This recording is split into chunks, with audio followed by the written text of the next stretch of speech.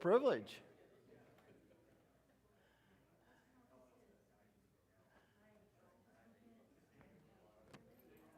I was going through, I don't know how many of you follow the Hillsdale College online, do you at all? They advertise quite a bit. They offer a lot of free courses on the Constitution. You can take courses online free, and of course they have a Christian heritage. But, and I don't know how long they've done this, but they actually offer online curriculum, kindergarten through high school, free. Did you know that? It's amazing. I looked at some of it. I was impressed. And, I guess I was motivated to do it a little bit because our governor decided that math, science, and reading are not important for high school graduation anymore. I mean, that really is true. It really happened. It's hard to comprehend, but it did. I don't understand the process of her. Did that go through the legislature? I don't know. But, it might have. They're controlled by, just one party almost entirely.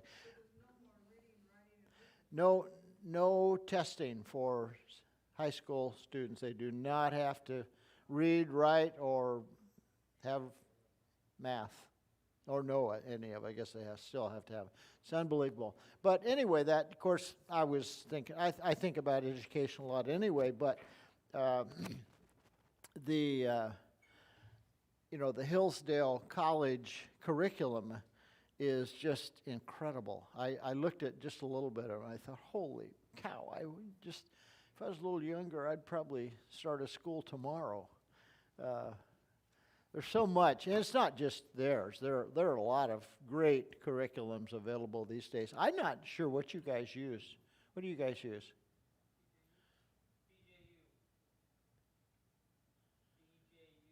Is that from where?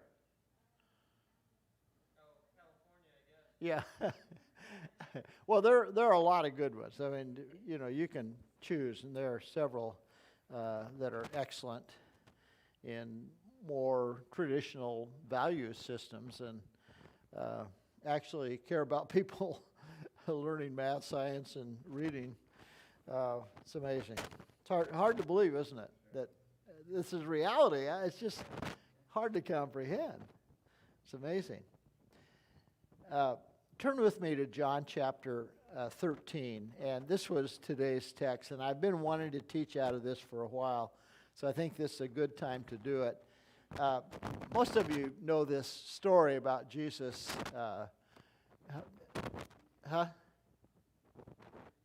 Oh. Is that my connection?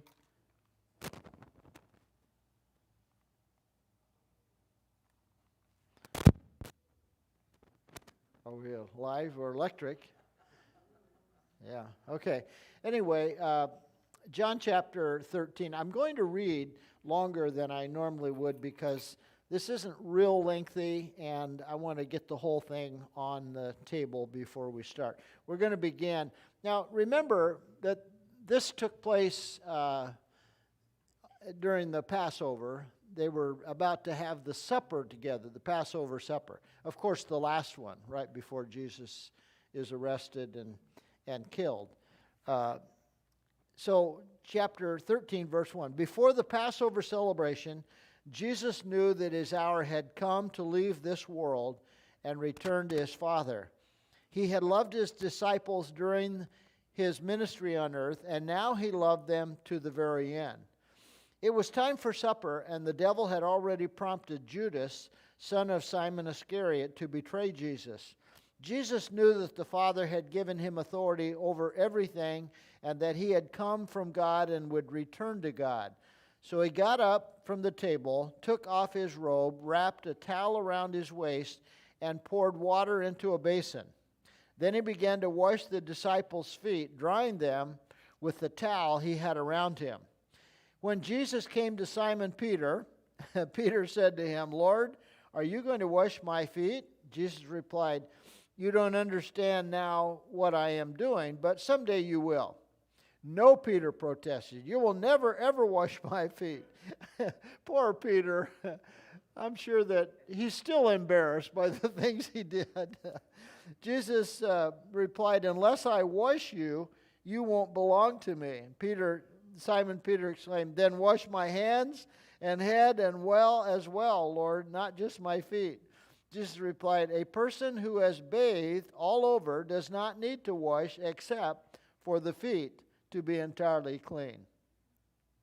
And your you disciples are clean, but not all of you." For Jesus knew who would betray him. That is what he meant when he said, "Not all of you are clean." After washing their feet, he put on his robe again, sat down, and asked, "Do you understand what I am doing? You call me teacher and Lord, and you are right, because that's what I am. And since I, your Lord and teacher, have washed your feet, you ought to wash each other's feet.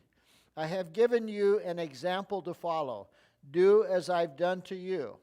I tell you the truth, slaves are not greater than their master, nor is the messenger more important than the one who sends the message. Now that you know these things, God will bless you for doing them." And we'll end there. This is a very interesting text, and I want to go back. When Jesus calls himself Lord, he's actually referencing himself as the Messiah. And any Israelite was looking for the Messiah recognized that when he said, "I am Lord," meaning I'm sent from God, I'm your Messiah. And of course that infuriated the religious leaders who had not yet accepted that he was God, that he was something else. And that's why they began to seek to arrest him, to have him killed, because he had said that. Now, remember that the 11, maybe even Judas, believed that. It wasn't like he was telling them that for the first time. They did believe that. But the reason he stated this is because if he was the Messiah and the Lord, then they wouldn't expect him to be washing their feet. They would be expecting that they would be washing his feet, likely, or something. This was so out of place in terms of the way they understood the role of people. Because in their minds, the Pharisees, who were big shots, and the priests, and the religious leaders, and the ones who led the synagogue and studied, all these people were big shots. And there was a system in place where the average person had little or no access to them at all. Now, it's a little bit like that, I think, in our governmental systems. It's similar to it. But here is Jesus, who at really the climax of his ministry on earth takes the form of a servant in a way that could not be mistaken. So the disciples, of course, undoubtedly recalled this right after he was dead and resurrected, and now they're back, and they must have talked about this because it was so shocking to them. Peter was just voicing what the rest of them probably were feeling. Shock and stunned, and they didn't know what to think and didn't know what to say. So I want to go through this. Excuse me, let me blow my nose here just one time.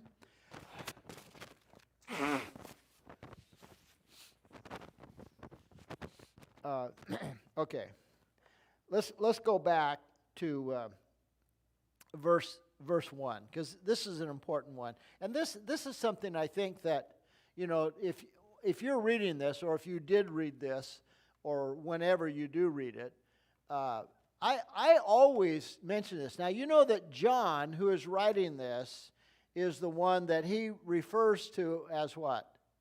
The one who Jesus loves. I mean, he points himself out in terms of having this love relationship with Jesus. Now, the rest of them loved Jesus too, and Jesus loved the rest of them.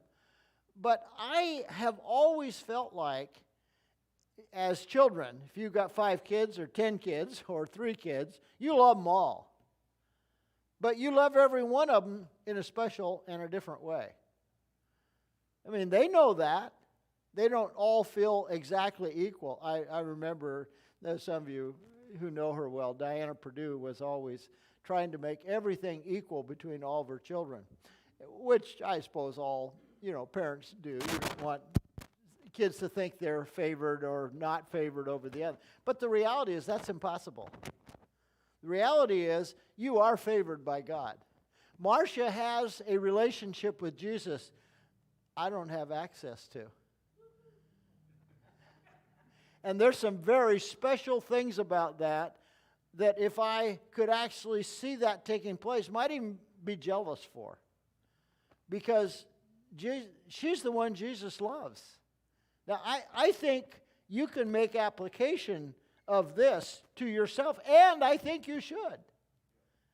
I really believe you should. In fact, I think if you don't, you're missing out on some things that Jesus would like you to participate with him on a very intimate level as his friend and as a beloved friend and beloved friend. See, if someone loves you deeply, it doesn't do you any good unless you know that. I mean, someone could love you a lot, but if somehow you never understood that. In fact, in the text today in Jeremiah, where God is instructing Jeremiah to tell the people, it's over. Don't even weep for them anymore. There's no hope for them. And then, of course, he goes on to say, but if they would repent even now, and it was just such a depressing ministry that he had. And, that's why he was known as the weeping prophet, because so oftentimes the prophecies that he was given was, just tell them it's over. And so he was weeping. But the reality is, one of the things that he said over and over, and his other prophets as well, what was God after? He was after people who knew him. Numbers of times. You can underline it and circle. You'll find that same thing. He's not really wanting their sacrifices. That's not what he wants. He wants their hearts to be circumcised, and he wants them to know him. Now, certainly, the sacrificial ordinances and the law helped them to know who God was and what he was like. But that's not what he was after. What he was after was an actual relationship with him, where they would come to know who he was so well that they would have relationship. And he repeats that over and over throughout the prophets. You think God has changed? No, he hasn't. He wants you to be John, the one who will be laying on his breast now we say at the table. Of course, most of you know it really was not a table. They were on the floor. They didn't have tables like we have. They had small tables that they kept things on. But when they had a large setting, it was on a big carpet, some kind of rug that they had put down, and they reclined on that carpet kind of in a circle. And that's what was taking place here. But nevertheless, John ended up being the one who was laying his head on the breast of Jesus. I think 2 or 3 things about that. One, he probably could smell or feel the breath of God. This is God, remember. This isn't just the son of Joseph and Mary. This is God. And God breathes. The Spirit is breath. And here is John, who is so close to Jesus, he could probably feel the breath of Jesus and maybe smell the breath of Jesus and feel his chest as he was breathing. That's how close you want to be to Jesus. That should be the description. And I've mentioned this in a letter to, our dog is a trained therapy dog, Alf 5. What are we doing? Okay. So we need a new cable maybe? Yeah. But anyway, our therapy dog, he is trained to be that close to you. He doesn't want to be beside you. He wants to be against you, pushing against you all the time, if he can. I think that's a perfect description of your personal relationship with Jesus.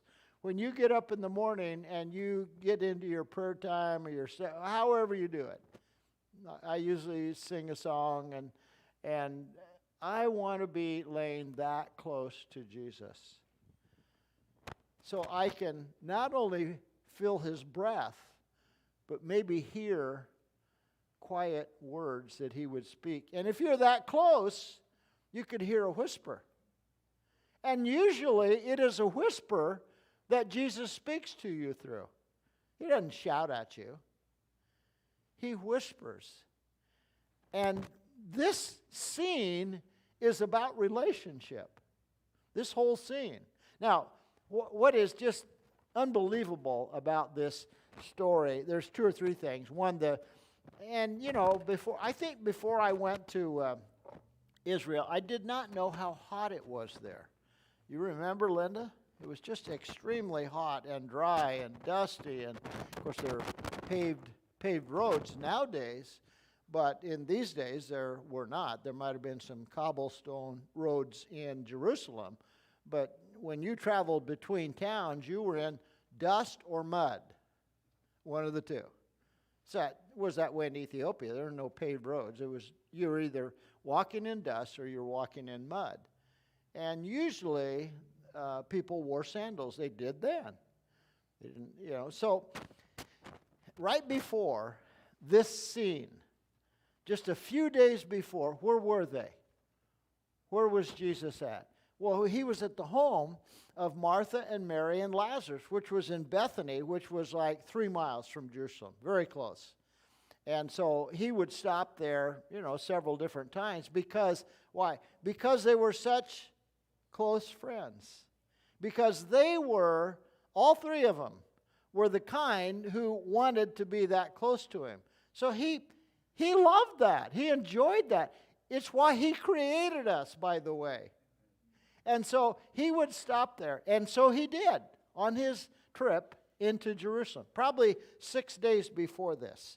Okay, let's go back there to chapter 12. 6 days.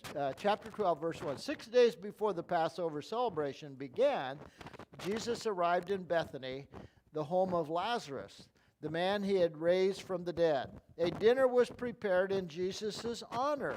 Martha served, and Lazarus was among those who ate with him. Then Mary, the sister, took a 12-ounce jar of expensive perfume made from the essence of nard, and she anointed Jesus' feet with it, wiping his feet with her hair, which was not something anybody did, according to historians who've studied this. This isn't like, well, this is just what people do. No, they didn't do this. Now, what was the nard worth? A year's salary. This is extremely expensive stuff. And of course, it just said, Mary took the 12-ounce jar of expensive perfume made from the essence of nard, and she anointed Jesus' feet with it, wiping his feet with her hair. The house was filled with the fragrance. So the fragrance, and I don't recognize the smell of nard. I wouldn't recognize it, but obviously it was expensive, and it was a beautiful smell, used as perfume. And so the house was filled with this fragrance, but it wasn't the fragrance that was beautiful. It was the act of worship. And of course, Jesus referred back to that and said, what? She is preparing my body for burial. She didn't know that. She's doing it prophetically. And that's why I say there's almost always a prophetic part to your worship. If you worship spontaneously from the Spirit, I mean tomorrow morning by yourself, or church or wherever you are, if you are being led, and remember, he's looking for people who worship him in spirit and truth. And when you are worshiping Him in spirit, part of your worship becomes prophetic.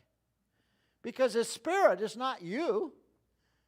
Mary didn't conjure this up. She didn't go, well, I think when Jesus comes, I'll get that big jar of nard out and wipe His feet with my hair.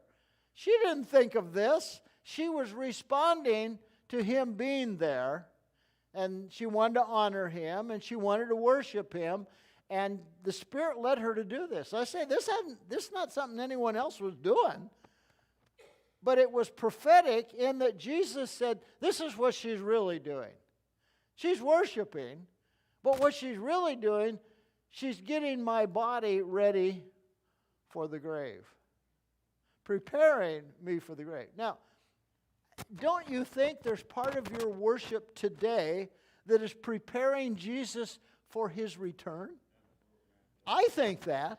When we worship in the church, now on a Sunday morning where we sing songs and everybody gets in it and just goes for it all of a sudden. You know, it happens sometimes. And when that happens, can't you picture Jesus He's at the gate? Because that's what He's coming for. We sang a song tonight, the earth is filled with His glory. Well, it's His people who are worshiping Him. That's the glory of God. And the earth is being filled, and that's literally true. People are being saved all over this planet right now, in spite of all the goofy stuff that's going on. So, this is so great. And of course, Judas, he objected to this because he knew what it would. He said, "This is a waste." But of course, I'll never forget. When Daisy and I visited the Crystal Cathedral in Southern California and went to church service, and of course it was very, very formal. We weren't used to it being so formal. It was very formal. So it was a little uncomfortable for us in that way. But then we went, and I don't know if any of you have ever done this, but we went around and looked at all of the statues and all the sculptures of biblical scenes that they had. Have any of you ever seen it? Well, it's unbelievable. I mean, you got probably 20 acres of it there, or 10 acres. And so we had time, and we went around and looked at it all. Extravagance beyond. But you know, God's not against extravagant worship. I would never judge Crystal Cathedral because they had spent hundreds of thousands, maybe more than that, to make Jesus, His birth, the prophets, the angels, the center of this is like a unbelievable art gallery, only it was a park. And I can't imagine Jesus saying, well, what a waste. You could have given that money to the poor. And you want to remember, there were probably, 50 million people who walked through that park and saw the glory of God demonstrated through that. Well, the same thing is happening here. Now, you think about what a year's wage would be. Let's say $50,000 today. So if somebody came into our service and had a jar of perfume worth $50,000, and they said, well, we want to just pour this out on the communion table this morning, just in honor of Christ. Well, we'd all object. We'd say, no, that's worth a lot of money. Put it in the offering. Go give it to the poor. Well, of course, that's what Judas Iscariot. I don't want to be Judas Iscariot. I don't want to condemn someone's extravagant worship when Jesus is applauding it. And that's what's taking place here. Now, let's get back to the story here in John chapter 13. There's so much here that it's hard to cover it all, but we'll make it here. Okay, let's go down to verse 12 because we don't have a lot of time left. After his talk with Peter, after washing their feet, he put on his robe again and sat down and asked, "Do you understand what I'm doing?" Did they? No. They could not grasp. They had come to know that he was the Messiah of Israel. the creator of the universe. And now he's washing the dust off of their feet. They can't understand that. Now, they probably saw him do other things, maybe like that they recollected, but they didn't get it at this moment. And I think we get it. It says, do you understand what I'm doing? You call me teacher and Lord, and you are right, because that's what I am. And since I, your Lord and teacher, have washed your feet, you ought to wash each other's feet. Now, there's been controversy and books written about whether this is literal or whether it is a story about serving. It's probably both, but it's mostly about serving. I don't think the Lord is going to judge us for not washing each other's feet, as long as we have washed each other's feet in 150 other ways. Now, there may be a time for a foot washing ceremony. There are in other churches, and I wouldn't castigate them. I think they're probably fine. And there's times when probably the Spirit is leading that. But that's not the message primarily of this text. The message is, and let me relate it this way. It said, you ought to wash each other's feet. I have given you an example to follow. Do as I've done to you. Now, they did not go out and start washing people's feet after Jesus was gone. But they did do what he had commanded.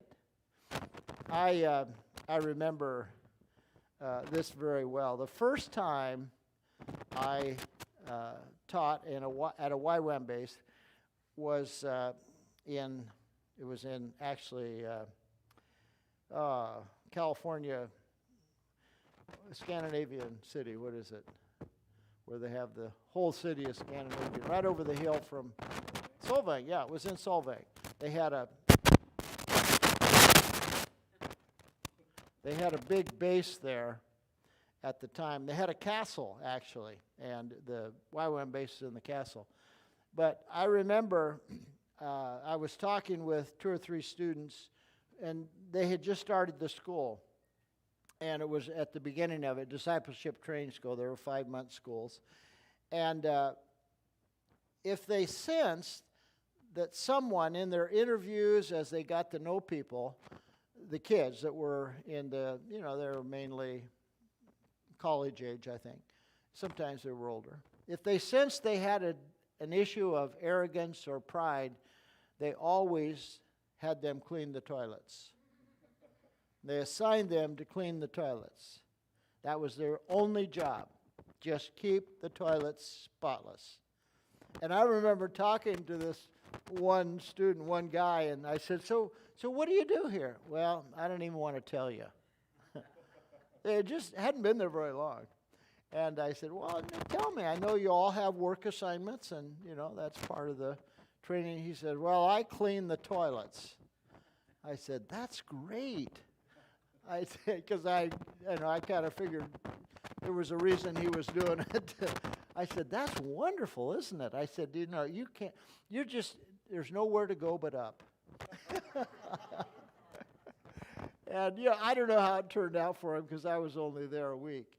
But the reality is, that's what Jesus is talking about. He's talking about doing whatever it is that needs to be done that a servant would do. The Son of God came as a servant. Now, he also came as a suffering servant.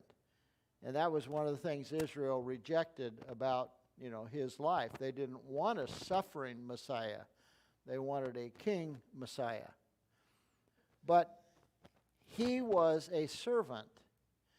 You got to think that when he was at Lazarus and Mary and Martha's home, they loved him and they served him and they cooked meals for him. But you got to think he must have done some things for them too, because he would have done anything that needed to be done. The Messiah, the king of the universe, the creator, the one that breathed creation into being, is now living with these 12 men. Day and night, for the most part. A few times he would sneak off, but he was with them. And here they're at the climax of his revelation to them about who he is, and he washes their feet. You see, our best moments are when we're doing those things. It's not when we're in public arenas. It's not when we're being seen or heard, or it's when we're not being seen and not being heard, and we're still serving this way because we have figured it out. That this is the highest calling, is to serve. I've told this story, many of you will remember it, I think. But George and Janet Myers were in Ethiopia when Daisy and I were in. So Daisy and I were with Janet and George at Kiramu one summer, and George had a trip planned. He wanted me to go with him. It was a mule trip. The mountains were very steep, and it was very rainy and wet and muddy, and it was just awful time of the year to be going anywhere. But so we went on a mule because they're more sure-footed than, men walking. It was very steep. It was actually right it's where I've forgotten the name of the river, runs into the Blue Nile. It's the headwaters of the Blue Nile. It's very, very rugged. And so anyway, I went with him, and there was a new church that we were going to see just to encourage the leadership, I think. It was only been there maybe a year or so. And so it took about a half a day for us to get there by mule. And when we got there, it was common there, of course, to wash people's feet if a guest came, and it was very muddy season. And we both had on, some kind of boot, I guess. It wasn't rubber boots. So anyway, they came over, and George said, they want to wash our feet. And they know we've had a rough day. And so he said, I want you to go ahead and let them wash your feet. I can't do that. I said, oh, why not? He said, I'm too ticklish. He said, I can't take it. They've tried to wash my feet when we were at Kiramu. And I said, well, okay. So, they insisted. And it didn't bother me. It was dark in there. Those houses, they have a little fire in the middle, but that's the only light. I could hardly see who it was that was washing my feet.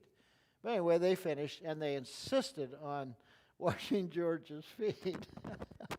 So they took his shoes off, and he could not stop from just going nuts nearly. It was embarrassing for me because he was, just hee-hawing, and he couldn't, just touching him, he'd start laughing. And so we had an interpreter with it because we were in Gala country, and I don't think George spoke Gala much by then. And so I told the interpreter, I said, hey, you got to tell him he's not doing this purposely. He just has incredibly ticklish feet. And so they explained it to him, but by then they were getting a big bang out of it. So they didn't want it to end. Well, I will never forget this because it was so funny. But it's, that's a common courtesy in an area that, again, you only have mud or dust. You don't have anything else, one of the two. So this is what Jesus is like, which, you see, I think makes it very possible for you to be really close to him. And I think in your relationship with Jesus, obviously he's going to love you to the end. There's no doubt about that.